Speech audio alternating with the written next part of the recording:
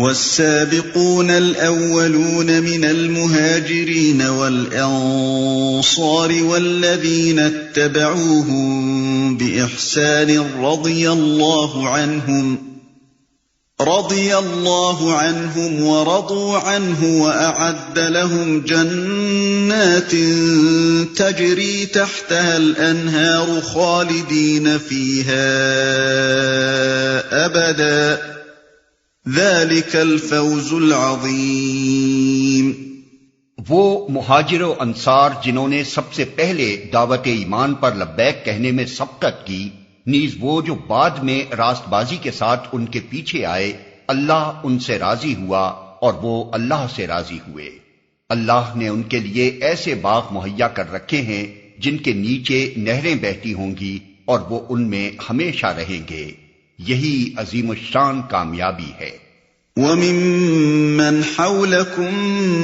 مِنَ الْأَعْرَابِ مُنَافِقُونَ وَمِنْ أَهْلِ الْمَدِينَةِ مَرَدُوا عَلَى النِّفَاقِ لَا تَعْلَمُهُمْ نَحْنُ نَعْلَمُهُمْ سَنُعَذِّبُهُمْ مَرَّتَيْنِ ثُمَّ يُرَدُّونَ إِلَى عَذَابٍ عَظِيمٍ۔ تمہارے گرد و پیش جو بدبی رہتے ہیں ان میں بہت سے منافق ہیں، اور اسی طرح خود مدینہ کے باشندوں میں بھی منافق موجود ہیں جو نفاق میں طاق ہو گئے ہیں۔ تم انہیں نہیں جانتے، ہم ان کو جانتے ہیں۔ قریب ہے وہ وقت جب ہم ان کو دوہری سزا دیں گے، پھر وہ زیادہ بڑی سزا کے لیے واپس لائے جائیں گے۔ ہم ان کو جانتے ہیں، یعنی اپنے نفاق کو چھپانے میں وہ اتنے مشاق ہو گئے ہیں کہ خود نبی صلی اللہ علیہ وسلم بھی اپنی کمال درجے کی فراست کے باوجود ان کو نہیں پہچان سکتے تھے۔ جب ہم ان کو دوہری سزا دیں گے۔ دوہری سزا سے مراد یہ ہے کہ ایک طرف تو وہ دنیا جس کی محبت میں مبتلا ہو کر انہوں نے ایمان و اخلاص کے بجائے منافقت اور غداری کا رویہ اختیار کیا ہے ان کے ہاتھ سے جائے گی، اور یہ مال و جاہ اور عزت حاصل کرنے کے بجائے الٹی ذلت و نامرادی پائیں گے۔ دوسری طرف جس مشن کو یہ ناکام دیکھنا اور اپنی چال بازیوں سے ناکام کرنا چاہتے ہیں، وہ ان کی خواہشوں اور کوششوں کے علی الرغم ان کی آنکھوں کے سامنے فروغ پائے گا۔ وَآخَرُونَ اعْتَرَفُوا بِذُنُوبِهِمْ خَلَطُوا عَمَلًا صَالِحًا وَآخَرَ سَيِّئًا عَسَى اللَّهُ أَن يَتُوبَ عَلَيْهِمْ إِنَّ اللَّهَ غَفُورٌ رَّحِيمٌ۔ کچھ اور لوگ ہیں جنہوں نے اپنے قصوروں کا اعتراف کر لیا ہے، ان کا عمل مخلوط ہے، کچھ نیک ہے اور کچھ بد۔ بعید نہیں کہ اللہ ان پر پھر مہربان ہو جائے، کیونکہ وہ درگزر کرنے والا اور رحم فرمانے والا ہے۔ خذ من اموالهم صدقة تطهرهم وتزكيهم بها وصل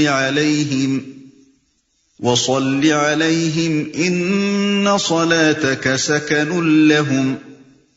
والله سميع عليم۔ اے نبی، تم ان کے اموال میں سے صدقہ لے کر انہیں پاک کرو اور نیکی کی راہ میں انہیں بڑھاؤ، اور ان کے حق میں دعائے رحمت کرو، کیونکہ تمہاری دعا ان کے لیے وجہ تسکین ہوگی۔ اللہ سب کچھ سنتا اور جانتا ہے۔ أَلَمْ يَعْلَمُوا أَنَّ اللَّهَ هُوَ يَقْبَلُ التَّوْبَةَ عَنْ عِبَادِهِ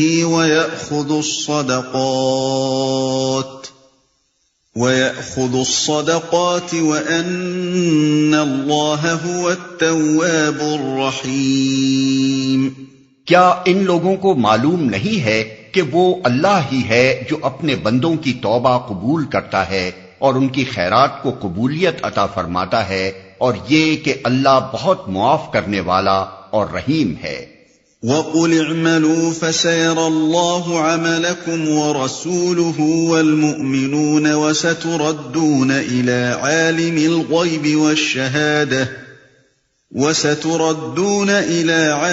الْغَيْبِ وَالشَّهَادَةِ فَيُنَبِّئُكُم بِمَا كُنتُمْ تَعْمَلُونَ۔ اور اے نبی، ان لوگوں سے کہہ دو کہ تم عمل کرو، اللہ اور اس کا رسول اور مومنین سب دیکھیں گے کہ تمہارا طرز عمل اب کیا رہتا ہے، پھر تم اس کی طرف پلٹائے جاؤ گے جو کھلے اور چھپے سب کو جانتا ہے، اور وہ تمہیں بتا دے گا کہ تم کیا کرتے رہے ہو۔ سب دیکھیں گے کہ تمہارا طرز عمل اب کیا رہتا ہے۔ یہاں جھوٹے مدعی ایمان اور گناہگار مومن کا فرق صاف صاف واضح کر دیا گیا ہے۔ جو شخص ایمان کا دعویٰ کرتا ہے مگر فی الواقع خدا اور اس کے دین اور جماعت مومنین کے ساتھ کوئی خلوص نہیں رکھتا، اس کے عدم اخلاص کا ثبوت اگر اس کے طرز عمل سے مل جائے تو اس کے ساتھ سختی کا برتاؤ کیا جائے گا۔ خدا کی راہ میں صرف کرنے کے لیے وہ کوئی مال پیش کرے تو اسے رد کر دیا جائے گا۔ مر جائے تو نہ مسلمان اس کی نماز جنازہ پڑھیں گے اور نہ کوئی مومن اس کے لیے دعائے مغفرت کرے گا، چاہے وہ اس کا باپ یا بھائی ہی کیوں نہ ہو۔ بخلاف اس کے جو شخص مومن ہو اور اس سے کوئی غیر مخلصانہ طرز عمل سرزد ہو جائے، وہ اگر اپنے قصور کا اعتراف کر لے تو اس کو معاف بھی کیا جائے گا، اس کے صدقات بھی قبول کیے جائیں گے اور اس کے لیے دعائے رحمت بھی کی جائے گی۔ اب رہی یہ بات کہ کسی شخص کو غیر مخلصانہ طرز عمل کے صدور کے باوجود منافق کے بجائے محض گناہ گار مومن سمجھا جائے گا، تو یہ 3 معیاروں سے پرکھی جائے گی جن کی طرف ان آیات میں اشارہ کیا گیا ہے۔ 1، وہ اپنے قصور کے لیے عذرات لنگ اور تعویلات و توجیحات پیش نہیں کرے گا، بلکہ جو قصور ہوا ہے اسے سیدھی طرح صاف صاف مان لے گا۔ 2،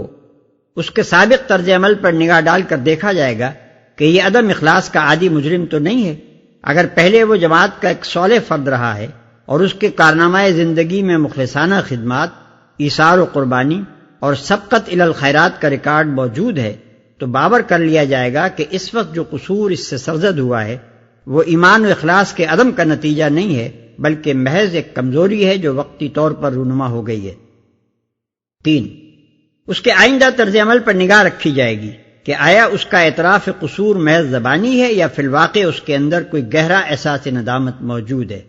اگر وہ اپنے قصور کی تلافی کے لیے بیتاب نظر آئے اور اس کی بات بات سے ظاہر ہو کہ جس نقص ایمانی کا نقش اس کی زندگی میں ابھر آیا تھا اسے مٹانے اور اس کا تدارک کرنے کی وہ سخت کوشش کر رہا ہے، تو سمجھا جائے گا کہ وہ حقیقت میں نادم ہے اور یہ ندامت ہی اس کے ایمان و اخلاص کی دلیل ہوگی۔ محدثین نے ان آیات کی شان نزول میں جو واقعہ بیان کیا ہے اس سے یہ مضمون آئینے کی طرح روشن ہو جاتا ہے۔ وہ کہتے ہیں کہ یہ آیات ابو لبابہ بن عبد المنذر اور ان کے 6 ساتھیوں کے معاملے میں نازل ہوئی تھیں۔ ابو لبابہ ان لوگوں میں سے تھے جو بیعت عقبہ کے موقع پر ہجرت سے پہلے اسلام لائے تھے، پھر جنگ بدر، جنگ احد اور دوسرے مارکوں میں برابر شریک رہے، مگر غزوہ تبوک کے موقع پر نفس کی کمزوری نے غلبہ کیا اور یہ کسی عذر شرعی کے بغیر بیٹھے رہ گئے۔ ایسے ہی مخلص ان کے دوسرے ساتھی بھی تھے اور ان سے بھی یہ کمزوری سرزد ہو گئی۔ جب نبی صلی اللہ علیہ وسلم غزوہ تبوک سے واپس تشریف لائے اور ان لوگوں کو معلوم ہوا کہ پیچھے رہ جانے والوں کے متعلق اللہ اور رسول کی کیا رائے ہے تو انہیں سخت ندامت ہوئی۔ قبل اس کے کہ کوئی باز پرس ہوتی، انہوں نے خود ہی اپنے آپ کو ایک ستون سے باندھ لیا اور کہا کہ ہم پر خواب و خور حرام ہے جب تک ہم معاف نہ کر دیے جائیں یا پھر ہم مر جائیں۔ چنانچہ کئی روز وہ اسی طرح بے آب و دانہ اور بے خواب بندھے رہے حتیٰ کہ بے ہوش ہو کر گر پڑے۔ آخر کار جب انہیں بتایا گیا کہ اللہ اور رسول نے تمہیں معاف کر دیا ہے تو انہوں نے نبی صلی اللہ علیہ وسلم سے عرض کیا کہ ہماری توبہ میں یہ بھی شامل ہے کہ جس گھر کی آسائش نے ہمیں فرض سے غافل کیا اسے اور اپنے تمام مال کو خدا کی راہ میں دے دیں۔ مگر نبی صلی اللہ علیہ وسلم نے فرمایا کہ سارا مال دینے کی ضرورت نہیں، صرف 1/3 کافی ہے۔ چنانچہ وہ انہوں نے اسی وقت فی سبیل اللہ وقف کر دیا۔ اس قصے پر غور کرنے سے صاف معلوم ہو جاتا ہے کہ خدا کے ہاں معافی کس قسم کی کمزوریوں کے لیے ہے۔ یہ سب حضرات عادی غیر مخلص نہ تھے، بلکہ ان کا پچھلا کارنامہ زندگی ان کے اخلاص ایمانی پر دلیل تھا۔ ان میں سے کسی نے عذرات نہیں تراشے بلکہ اپنے قصور کو خود ہی قصور مان لیا۔ انہوں نے اعتراف قصور کے ساتھ اپنے طرز عمل سے ثابت کر دیا کہ وہ واقعی نہایت نادم اور اپنے اس گناہ کی تلافی کے لیے سخت بے چین ہیں۔ اس سلسلے میں ایک اور مفید نقطے پر بھی نگاہ رہنی چاہیے جو ان آیات میں ارشاد ہوا ہے، وہ یہ کہ گناہوں کی تلافی کے لیے زبان اور قلب کی توبہ کے ساتھ ساتھ عملی توبہ بھی ہونی چاہیے،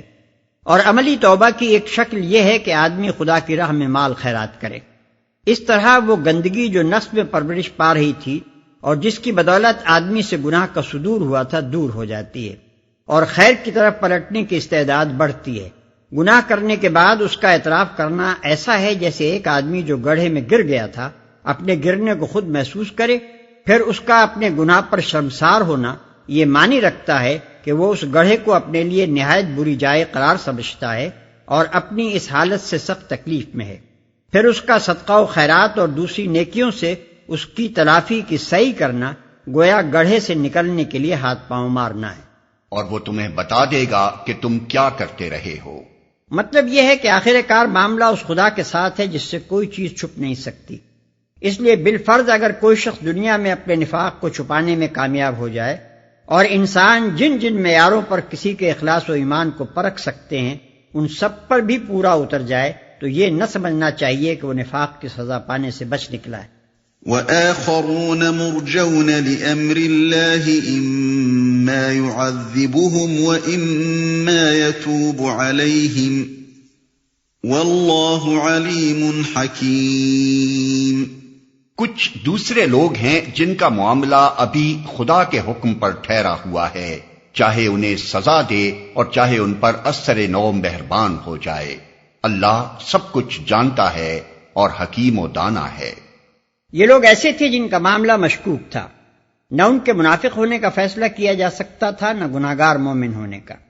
ان دونوں چیزوں کی علامات ابھی پوری طرح نہ ابھری تھیں، اس لیے اللہ تعالیٰ نے ان کے معاملے کو ملتوی رکھا، نہ اس معنی میں کہ فی الواقع خدا کے سامنے معاملہ مشکوک تھا، بلکہ اس معنی میں کہ مسلمانوں کو کسی شخص یا گروہ کے معاملے میں اپنا طرز عمل اس وقت تک متعین نہ کرنا چاہیے جب تک اس کی پوزیشن ایسی علامات سے واضح نہ ہو جائے جو علم غیب سے نہیں بلکہ حس اور عقل سے جانچی جا سکتی ہوں۔ والذین اتخذوا مسجدا ضرارا وكفرا وتفریقا بین المؤمنین وارصادا لمن حارب اللہ ورسولہ من قبل وَلَيَحْلِفُنَّ إِنْ أَرَدْنَا إِلَّا الْحُسْنَى وَاللَّهُ يَشْهَدُ إِنَّهُمْ لَكَاذِبُونَ۔ کچھ اور لوگ ہیں جنہوں نے ایک مسجد بنائی اس غرض کے لیے کہ دعوت حق کو نقصان پہنچائیں اور خدا کی بندگی کرنے کے بجائے کفر کریں اور اہل ایمان میں پھوٹ ڈالیں اور اس بظاہر عبادت گاہ کو اس شخص کے لیے کمین گاہ بنائیں جو اس سے پہلے خدا اور اس کے رسول کے خلاف برسرے پیکار ہو چکا ہے۔ وہ ضرور قسمیں کھا کھا کر کہیں گے کہ ہمارا ارادہ تو بھلائی کے سوا کسی دوسری چیز کا نہ تھا، مگر اللہ گواہ ہے کہ وہ قطعی جھوٹے ہیں۔ لا تقم فيه ابدا لمسجد اسس على التقوى من اول يوم احق ان تقوم فيه رجال يحبون ان يتطهروا والله يحب المطهرين۔ تم ہرگز اس عمارت میں کھڑے نہ ہونا جو مسجد اول روز سے تقوی پر قائم کی گئی تھی، وہی اس کے لیے زیادہ موزوں ہے کہ تم اس میں عبادت کے لیے کھڑے ہو۔ اس میں ایسے لوگ ہیں جو پاک رہنا پسند کرتے ہیں اور اللہ کو پاکیزگی اختیار کرنے والے ہی پسند ہیں۔ نبی صلی اللہ علیہ وسلم کے مدینہ تشریف لے جانے سے پہلے قبیلہ خزرج میں ایک شخص ابو عامر نامی تھا جو زمانہ جاہلیت میں عیسائی راہب بن گیا تھا۔ اس کا شمار علماء اہل کتاب میں ہوتا تھا اور رہبانیت کی وجہ سے اس کے علمی وقار کے ساتھ ساتھ اس کی درویشی کا سکہ بھی مدینے اور اطراف کے جاہل عربوں میں بیٹھا ہوا تھا۔ جب نبی صلی اللہ علیہ وسلم مدینے پہنچے تو اس کی مشیخت وہاں خوب چل رہی تھی، مگر یہ علم اور یہ درویشی اس کے اندر حق شناسی اور حق جوئی پیدا کرنے کے بجائے الٹی اس کے لیے ایک زبردست حجاب بن گئی، اور اس حجاب کا نتیجہ یہ ہوا کہ حضور صلی اللہ علیہ وسلم کی تشریف آوری کے بعد وہ نعمت ایمان ہی سے محروم نہ رہا بلکہ آپ کو اپنی مشیخت کا حریف اور اپنے کاروبار درویشی کا دشمن سمجھ کر آپ کی اور آپ کے کام کی مخالفت پر کمر بستہ ہو گیا۔ پہلے 2 سال تک تو اسے یہ امید رہی کہ کفار قریش کی طاقت ہی اسلام کو مٹانے کے لیے کافی ثابت ہوگی، لیکن جنگ بدر میں جب قریش نے شکست فاش کھائی تو اسے یارہ ضبط نہ رہا۔ اسی سال وہ مدینے سے نکل کھڑا ہوا اور اس نے قریش اور دوسرے عرب قبائل میں اسلام کے خلاف تبلیغ شروع کر دی۔ جنگ احد جن لوگوں کی صحیح سے برپا ہوئی ان میں یہ بھی شامل تھا، اور کہا جاتا ہے کہ احد کے میدان جنگ میں اسی نے وہ گڑھے کھدوائے تھے جن میں سے ایک میں نبی صلی اللہ علیہ وسلم گر کر زخمی ہوئے۔ پھر جنگ احزاب میں جو لشکر ہر طرف سے مدینہ پر چڑھ آئے تھے ان کو چڑھا لانے میں بھی اس کا حصہ نمایاں تھا۔ اس کے بعد جنگ حنین تک جتنی لڑائیاں مشرکین عرب اور مسلمانوں کے درمیان ہوئیں ان سب میں یہ عیسائی درویش اسلام کے خلاف شرک کا سرگرم حامی رہا۔ آخر کار اسے اس بات سے مایوسی ہو گئی کہ عرب کی کوئی طاقت اسلام کے سیلاب کو روک سکے گی، اس لیے عرب کو چھوڑ کر اس نے روم کا رخ کیا تاکہ قیصر کو اس خطرے سے آگاہ کرے جو عرب سے سر اٹھا رہا تھا۔ یہ وہی موقع تھا جب مدینے میں یہ اطلاعات پہنچی کہ قیصر عرب پر چڑھائی کی تیاریاں کر رہا ہے، اور اسی کی روک تھام کے لیے نبی صلی اللہ علیہ وسلم کو تبوک کی مہم پر جانا پڑا۔ ابو عامر راہب کی ان تمام سرگرمیوں میں مدینے کے منافقین کا ایک گروہ اس کے ساتھ شریک سازش تھا، اور اس آخری تجویز میں بھی یہ لوگ اس کے ہمنوا تھے کہ وہ اپنے مذہبی اثر کو استعمال کر کے اسلام کے خلاف قیصر روم اور شمالی عرب کی عیسائی ریاستوں سے فوجی امداد حاصل کرے۔ جب وہ روم کی طرف روانہ ہونے لگا تو اس کے اور ان منافقوں کے درمیان یہ قرارداد ہوئی کہ مدینے میں یہ لوگ اپنی ایک الگ مسجد بنا لیں گے تاکہ عام مسلمانوں سے بچ کر منافق مسلمانوں کی علیحدہ جتھا بندی اس طرح کی جا سکے کہ اس پر مذہب کا پردہ پڑا رہے اور آسانی سے اس پر کوئی شبہ نہ کیا جا سکے، اور وہاں نہ صرف یہ کہ منافقین منظم ہو سکیں اور آئندہ کارروائیوں کے لیے مشورے کر سکیں، بلکہ ابو عامر کے پاس سے جو ایجنٹ خبریں اور ہدایات لے کر آئیں وہ بھی غیر مشتبہ فقیروں اور مسافروں کی حیثیت سے اس مسجد میں ٹھہر سکیں۔ یہ تھی وہ ناپاک سازش جس کے تحت وہ مسجد تیار کی گئی تھی، جس کا ان آیات میں ذکر کیا گیا ہے۔ مدینے میں اس وقت دو مسجدیں تھیں، ایک مسجد قباء جو شہر کے مضافات میں تھی، دوسری مسجد نبوی جو شہر کے اندر تھی۔ ان دو مسجدوں کی موجودگی میں ایک تیسری مسجد بنانے کی کوئی ضرورت نہ تھی، اور وہ زمانہ ایسی احمقانہ مذہبیت کا نہ تھا کہ مسجد کے نام سے ایک عمارت بنا دینا بجائے خود کار ثواب ہو، قطع نظر اس سے کہ اس کی ضرورت ہو یا نہ ہو، بلکہ اس کے برعکس ایک نئی مسجد بننے کے معنی یہ تھے کہ مسلمانوں کی جماعت میں خوامخواہ تفریق رونما ہو، جسے ایک صالح اسلامی نظام کسی طرح گوارا نہیں کر سکتا۔ اسی لیے یہ لوگ مجبور ہوئے کہ اپنی علیحدہ مسجد بنانے سے پہلے اس کی ضرورت ثابت کریں۔ چنانچہ انہوں نے نبی صلی اللہ علیہ وسلم کے سامنے اس تعمیر نو کے لیے یہ ضرورت پیش کی کہ بارش میں اور جاڑے کی راتوں میں عام لوگوں کو اور خصوصاً ضعیفوں اور معذوروں کو جو ان دونوں مسجدوں سے دور رہتے ہیں پانچوں وقت حاضری دینی مشکل ہوتی ہے، لہذا ہم محض نمازیوں کی آسانی کے لیے یہ ایک نئی مسجد تعمیر کرنا چاہتے ہیں۔ ان پاکیزہ ارادوں کی نمائش کے ساتھ جب یہ مسجد زرار بن کر تیار ہوئی تو یہ اشرار نبی صلی اللہ علیہ وسلم کی خدمت میں حاضر ہوئے اور آپ سے درخواست کی کہ آپ ایک مرتبہ خود نماز پڑھا کر ہماری مسجد کا افتتاح فرما دیں، مگر آپ نے یہ کہہ کر ٹال دیا کہ اس وقت میں جنگ کی تیاری میں مشغول ہوں اور ایک بڑی مہم درپیش ہے، اس مہم سے واپس آ کر دیکھوں گا۔ اس کے بعد آپ تبوک کی طرف روانہ ہو گئے، اور آپ کے پیچھے یہ لوگ اس مسجد میں اپنی جتھا بندی اور سازش کرتے رہے، حتیٰ کہ انہوں نے یہاں تک طے کر لیا کہ ادھر رومیوں کے ہاتھوں مسلمانوں کا قلعہ قمع ہو اور ادھر یہ فوراً ہی عبداللہ ابن ابی کے سر پر تاج شاہی رکھ دیں۔ لیکن تبوک میں جو معاملہ پیش آیا اس نے ان کی ساری امیدوں پر پانی پھیر دیا۔ واپسی پر جب نبی صلی اللہ علیہ وسلم مدینے کے قریب ذی اوان کے مقام پر پہنچے تو یہ آیات نازل ہوئیں، اور آپ نے اسی وقت چند آدمیوں کو مدینے کی طرف بھیج دیا تاکہ آپ کے شہر میں داخل ہونے سے پہلے وہ اس مسجد زرار کو مسمار کر دیں۔ أَفَمَنْ أَسَّسَ بُنْيَانَهُ عَلَى تَقْوَى مِنَ اللَّهِ وَرِضْوَانٍ خَيْرٌ أَمَّنْ أَسَّسَ بُنْيَانَهُ عَلَى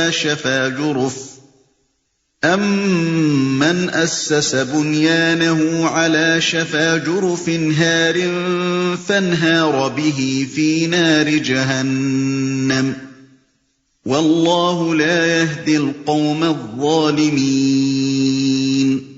پھر تمہارا کیا خیال ہے کہ بہتر انسان وہ ہے جس نے اپنی عمارت کی بنیاد خدا کے خوف اور اس کی رضا کی طلب پر رکھی ہو، یا وہ جس نے اپنی عمارت ایک وادی کی کھوکھلی بے ثبات کگر پر اٹھائی اور وہ اسے لے کر سیدھی جہنم کی آگ میں جا گری؟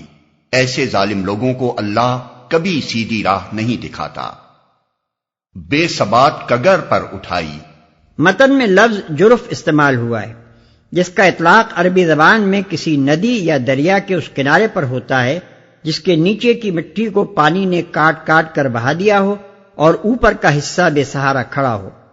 جو لوگ اپنے عمل کی بنیاد خدا سے بے خوفی اور اس کی رضا سے بے نیازی پر رکھتے ہیں، ان کی تعمیر حیات کو یہاں اس عمارت سے تشبیہ دی گئی ہے جو ایسے ایک کھوکھلے بے ثبات کنارہ دریا پر اٹھائی گئی ہو۔ یہ ایک بے نظیر تشبیہ ہے جس سے زیادہ بہتر طریقے سے اس صورتحال کی نقشہ کشی نہیں کی جا سکتی۔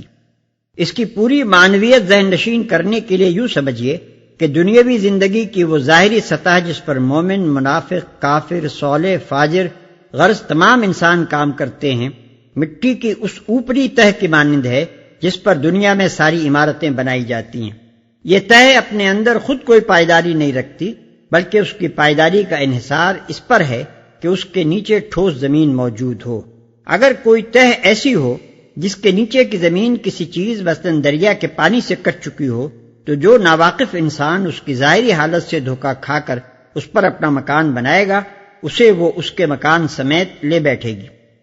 اور وہ نہ صرف خود ہلاک ہوگا بلکہ اس ناپائیدار بنیاد پر اعتماد کر کے اپنا جو کچھ سرمایہ زندگی وہ اس عمارت میں جمع کرے گا وہ بھی برباد ہو جائے گا۔